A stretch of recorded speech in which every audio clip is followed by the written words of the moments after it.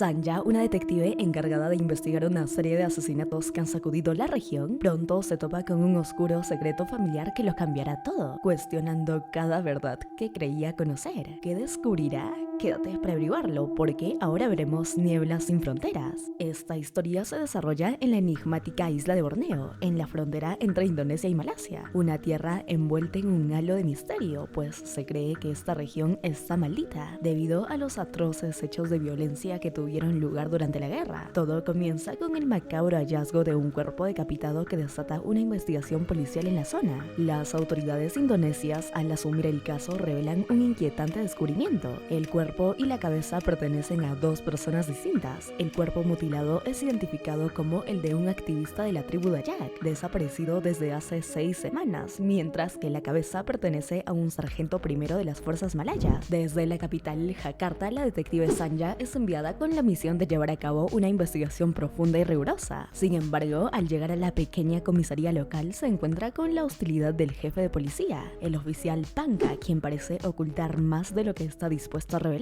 A pesar de la fría bienvenida, Sanja recibe como compañero al detective Tomás, un oficial de origen Dayak que con determinación se unió a la fuerza policial para traer justicia a su pueblo. No obstante, su camino no ha sido fácil, pues su comunidad lo mira con desconfianza por su posición en la policía, y entre sus colegas tampoco es bien recibido debido a sus raíces indígenas. Pero aún así, Tomás está decidido a ayudar a Sanja a desentrañar los oscuros secretos que se esconden tras estos brutales asesinatos. Al observar los cuerpos, Sanja no tardó en concluir que se trataba de un crimen cuidadosamente planeado. Sin perder tiempo, decidió visitar el lugar donde las víctimas fueron encontradas. Al llegar, el oficial Panka les explicó que el cadáver había permanecido toda la noche sobre el techo de un local comercial, y con los primeros rayos del sol cayó al suelo, causando un revuelo entre todos los testigos. Una mujer, testigo de los hechos, afirmó haber visto el cuerpo caer del cielo, una versión que rápidamente fue desechada por los demás oficiales. Sin embargo, Sanja, siempre atenta a todos los detalles tipo Sherlock Holmes, propuso una hipótesis diferente, pues el cuerpo podría haberse desprendido de un árbol que se alzaba justo sobre el edificio. Sanja y Tomás, sin perder tiempo, fueron a interrogar a Bujang sobre el sargento. Bujang les comentó que lo había visto en el bar Koharis, un lugar de mala fama, cuando Tomás, con cierta suspicacia, le preguntó si el sargento seguía vinculado al comunismo. Bujang respondió citando a Ambong: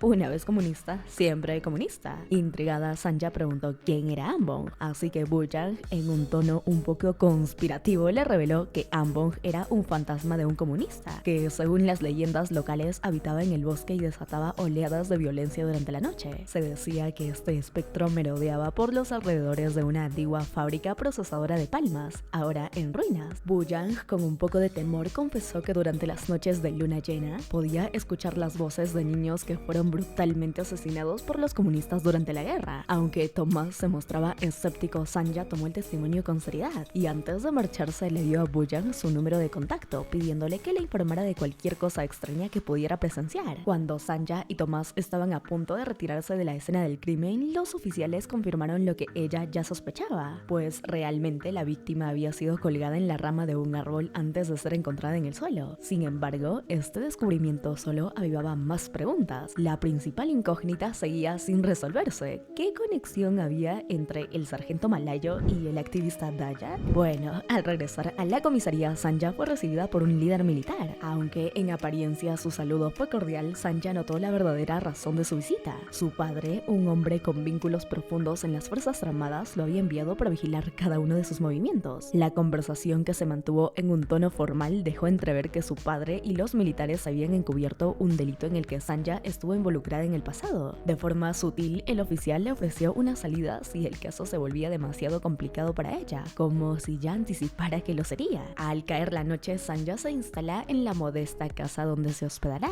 Esa misma noche, su descanso fue perturbado por una serie de sueños extraños y perturbadores, como si algo en la isla intentara comunicarse con ella a través de sus propios temores. Mientras la isla dormía en un inquietante silencio, una figura desconocida oculta en la oscuridad cavaba un hoyo profundo. Dentro, escondida escondía la cabeza de otra víctima. Con frialdad la roció con gasolina y tras encender un fósforo la cabeza fue consumida por completo por las llamas. A la mañana siguiente, mientras Sanja hacía algunas compras en el mercado local, encontró una notificación en el parabrisas de su vehículo. Era una carta de las autoridades de Malasia sobre el cuerpo decapitado de un ciudadano que posiblemente era indonesio. La carta llevaba semanas de antigüedad, así que molesta por la negligencia, Sanja fue de inmediato a Verapanka exigiéndole una explicación. Él, sin inmutarse, le respondió que cuando recibieron la notificación, el caso del sargento aún no estaba bajo su jurisdicción. Además, añadió con frialdad que la carta no tenía ningún valor legal en Indonesia. He aquí un claro ejemplo de burocracia y corrupción que siguen envolviendo el caso y que complican aún más la búsqueda de la verdad. De inmediato, Sanja se dirigió a Malasia con la esperanza de encontrarse con un contacto que pudiera brindarle más información sobre el cuerpo que ya había sido discretamente eliminado. Con el hallazgo de una tercera víctima, Sanja decidió profundizar en su investigación. Durante este proceso conoció a Sindai, una joven indonesia que, con cierta cautela, le confesó que no estaba en Malasia por vacaciones, sino que trabajaba de manera ilegal. Sindai le explicó que, al igual que ella, muchas personas cruzaban la frontera para encontrar trabajo en restaurantes o plantaciones, buscando mejores oportunidades, aunque fuera de manera clandestina. Sanja, cada vez más preocupada por la seguridad de la chica, intentó averiguar más. Sin embargo, Sindai le aseguró con tranquilidad que no había nada de qué temer, pues Ambong, el mítico espectro que merodeaba la zona, los protegía. Justo cuando Sanja iba a profundizar en el tema, una mujer se acercó bruscamente y le prohibió a la joven hablar con extraños. Con una actitud autoritaria, la mujer se llevó a Sindai en su vehículo y probablemente se la llevó hacia una de las plantaciones, dejando así a Sanja con más preguntas que respuestas. De regreso en Indonesia, la tensión creció cuando Silas, un familiar del activista asesinado, irrumpió en una base militar exigiendo que le devolvieran la madera de su bosque, que según él los militares habían confiscado injustamente. En un gesto desesperado, Silas intentó tomar la moto de uno de los soldados como garantía, pero la situación rápidamente se descontroló, desatando una violenta pelea. Esa noche los rumores apuntaban al comandante Tahau y su grupo como los responsables de reclutar jóvenes como Silas. Panka le pide a la madre de Silas que convenza a su hijo de hablar con la policía, pero ella desconfía de las autoridades. Por su parte, Sanja, decidida a resolver el caso, se ofreció a buscar a Silas junto con Tomás, pues ella sospechaba que Silas había tenido un enfrentamiento con el sargento y lo había sometido hasta acabar con su vida. Muy temprano por la mañana se fueron al lugar donde se escondía Silas. Cuando lo encontraron, Silas trató de escapar y se inició una persecución. Sanja decidió disparar un tiro al aire para intimidarlo, pero aún así Silas logró escapar. Sanja siguió a Silas a pie mientras Tomás lo perseguía en el coche. Silas se escondió entre la gente del mercado, pero Sanja no lo perdió de vista. Justo cuando iba a escapar, Tomás lo atropelló, lo detuvo y así permitió que Sanja lo capturara. En la sala de interrogatorios, Tomás asumió el papel de policía malo y Sanja el de policía bueno para que Silas hablara. Finalmente, Silas confesó que había ido a reclamar la madera y pelear con los militares para vengar la muerte de su hermano. También reveló que su tribu desconfiaba de la policía por no investigar la desaparición de otros miembros de su comunidad. Sanja confrontó a Tomás por su enojo hacia Silas, preguntándole sobre el comandante Tahau. Tomás le respondió que la víctima sabía que Tahau era radical, pero que Silas era diferente, un radical que seguía ciegamente a Tahau. Sanja ahora sospecha que Tahau podría estar sacrificando a sus seguidores, como el activista, para así lograr sus macabros objetivos. Mientras investigaba, Sanja intuía que los casos de las niñas desaparecidas estaban relacionados. En ese momento recibió un mensaje de Bujang que le indicaba que el sargento y el activista habían sido asesinados por diferentes personas, según le había contado Ambong. Tomás, incrédulo ante lo que decía Bujang, decidió retirarse al coche. Sanja, sin embargo, siguió escuchando. Bujang le contó que, aunque el activista había luchado contra las plantaciones, algunos lo acusaban de usar las leyendas de su tribu para obtener poder político. Mientras escuchaba a Bujang, Sanja empezó a sentir un fuerte dolor de cabeza y sus ojos se pusieron rojos. Bujang, al ver su malestar, le aplicó una medicina natural que la alivió al instante. Sorprendida, Sanja le preguntó qué era, pero Bujang solo dijo que era un secreto del bosque. Al reencontrarse con Tomás, Sanja aprovechó la oportunidad de indagar sobre Ambong. Tomás le dijo que era solo una leyenda, un espíritu del bosque. Sanja no estaba convencida, pero Tomás le aseguró que no debía creer en esos mitos. Al despedirse de Tomás en su casa, este no pudo evitar notar los lentes oscuros de Sanja y le preguntó por qué los usaba, así que Sanja le explicó que tenía una condición: sensibilidad a la luz muy fuerte, así que mientras conducía a casa, Sanja chocó con algo.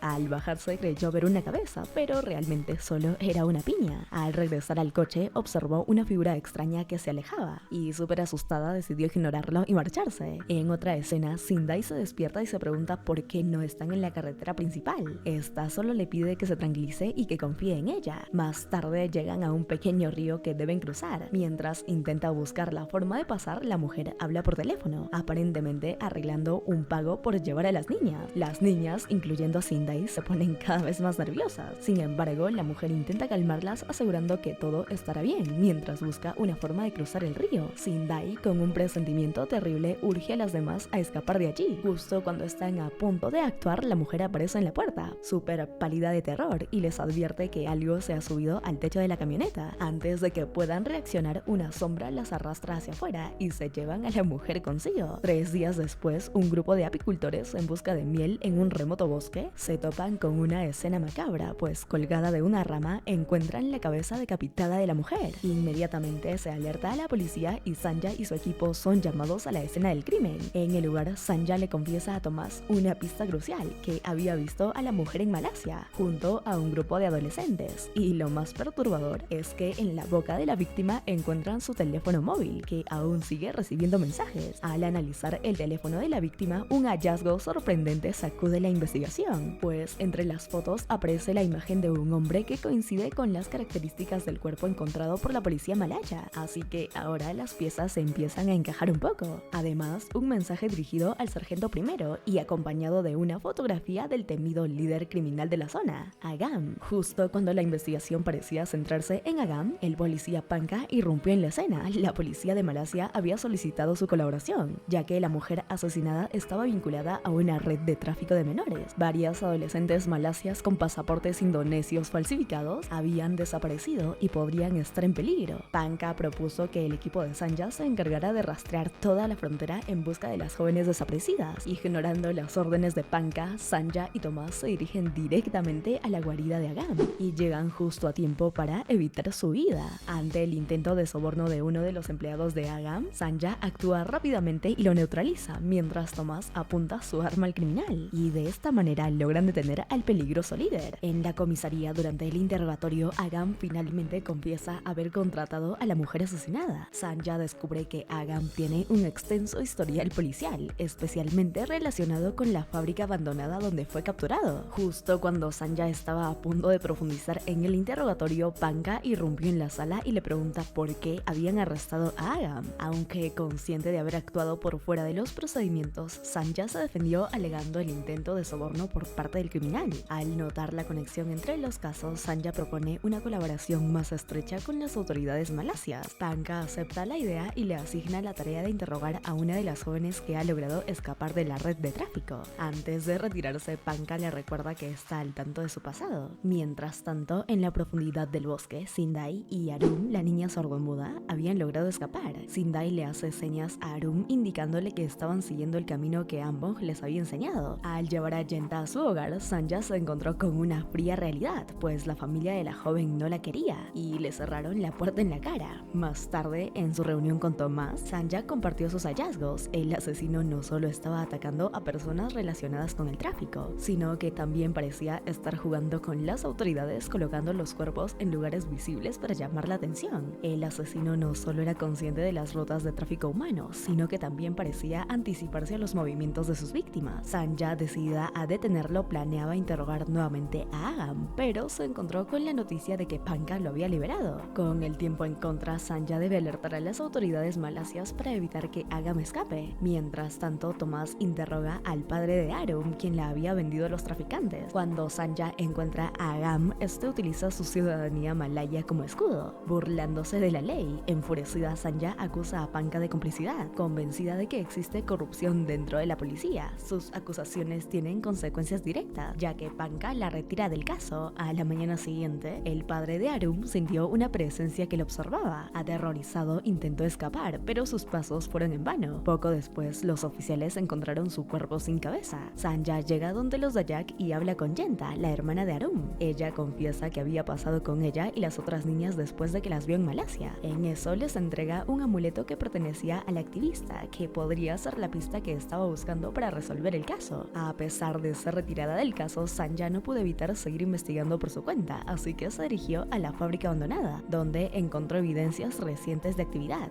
Mientras exploraba los niveles superiores, fue atacada de sorpresa y en una lucha cuerpo a cuerpo fue sometida por su atacante y encerrada en un contenedor. Mientras buscaban un lugar para descansar, Sindai y Arum descubrieron una cueva. Cautelosa, Sindai exploró el interior, pero pronto se topó con una escena horripilante. Allí estaban los restos mutilados de la mujer. El miedo la paralizó y sin pensarlo dos veces salió corriendo dejando a Arum atrás. Por su parte, atrapada y sola, Sanja luchaba por salir del contenedor, pero sus gritos de auxilio se perdían en la inmensidad del lugar. Cuando ya estaba a punto de rendirse, escuchó una voz familiar. Tomás había llegado para rescatarla. Con sus heridas curadas, Sanja se enteró de que había sido gracias a la ayuda de Bujang que pudieron encontrarla. La lluvia comenzó a caer con fuerza, obligando a Sanja y Tomás a buscar refugio. Aprovechando la oportunidad, Tomás compartió con Sanja las razones que lo llevaron a convertirse en policía, pues él sintió la necesidad de proteger a su comunidad. Sanja, a regañadientes, reveló un secreto que la había perseguido durante muchos años. Se refiere a un trágico accidente que la había transformado. El silencio que reinaba se rompió con la llegada de Raymond, quien informó a los demás que no había pedido unirse a Bujang en sus rondas el día que había sucedido el crimen. En ese instante, el teléfono de Tomás sonó, y la noticia que recibió lo dejó atónito, pues Sindai había sido encontrada sin vida. En la estación, Sanja notó una conversación entre Panka y Tomás que le hizo sospechar de un posible soborno. Al día siguiente, una búsqueda masiva se organizó para encontrar a Arum. Bujang se unió al grupo de búsqueda ofreciendo su ayuda. Antes de partir, Bujang le recordó a Sanja que no debía permitir que su pasado la definiera. Intrigada, Sanja intentó que Bujang le revelara lo que había presenciado el día del crimen, pero él se negó a hablar. En la estación, Panka le presentó a Sanja los papeles de su retiro presionándola para que los firmara. En ese momento, Sanja se percata de que Panka fue quien la atacó en la fábrica. Más tarde, Tomás ingresó en la casa de Sanja, sin embargo, se encontró con una Sanja decidida y armada. Ahora Tomás le confiesa que es informante de Panka, y al confirmar sus peores sospechas, Sanja se sumerge en un profundo sentimiento de culpa. Finalmente le confiesa a Tomás el terrible secreto que había ocultado durante años, pues la niña que había atropellado finalmente había muerto. A pesar de su éxito como policía, el recuerdo de ese trágico accidente la perseguía constantemente. Sus superiores y compañeros habían hecho todo lo posible para protegerla, pero la culpa la consumía por dentro. Sabía que si confesaba, no solo ella, sino también quienes la habían ayudado a encubrir su crimen, serían castigados. Pasan las horas y esa misma noche hay un incendio en el pueblo. Sanja se une a ayudar a apagarlo y cree ver a una niña, pero solamente es una visión. Al mismo tiempo, en el bosque vemos a Arum cerca de un riachuelo. Algo se mueve en el agua como si le estuviera llamando. Sanja, convencida de que aún quedan cabos sueltos, busca a Silas para profundizar en la investigación. Desconfiada de que Agam sea el último culpable, decide aliarse con Silas para capturarlo y obtener una confesión. Mientras tanto, Panka le pide a Tomás que lo acompañe en una diligencia. Aprovechando la oportunidad, Tomás decide utilizar su teléfono para grabar en secreto toda la conversación, buscando pruebas que lo incriminen. Por otro lado, al verse acorralado por Sanja y Silas, Agam no tuvo más remedio que confesar. Él admitió haber ordenado el asesinato de Ashraf, el cuerpo encontrado en Malasia. Según él, había encargado al sargento eliminar a Ashraf porque le había robado. Sin embargo, aseguró no tener conocimiento de los otros crímenes. En la carretera, la tensión entre Panka y Tomás aumentaba. Panka interrogó a Tomás sobre su paradero la noche en que encontraron a Sindai sin vida. Aprovechando la oportunidad, Tomás desenfundó el arma de Panka y le apuntó, exigiendo respuestas sobre el tráfico de personas. Obligó a Panka a llamar a Agam sin saber que este ya estaba en manos de Sanja y Sila. La llamada se cortó abruptamente cuando Agam reveló que había sido secuestrado. Tomás, decidido a arrestar a Panka, lo llevó a un lugar apartado. Sin embargo, Panka logró liberarse y forcejear con él por el arma. La lucha se intensificó y ambos terminaron desviándose del camino. Mientras Panka intentaba comunicarse con otros oficiales, Tomás, en un acto desesperado, disparó su arma. Sanja intenta desesperadamente comunicarse con Tomás, pero no obtiene respuesta. Silas quería acabar con Agam de una vez por todas a pesar de las objeciones de Sanja, que aún creía en la justicia. Así que Silas la neutralizó y se llevó a Agam, pero su plan se vino abajo cuando la policía lo interceptó. Mientras Sanja intentaba recomponerse, sintió una presencia detrás de ella, pues resulta que había sido secuestrada y llevada a una fábrica abandonada. Al llegar a la fábrica, Sanja descubre una escena súper horrible.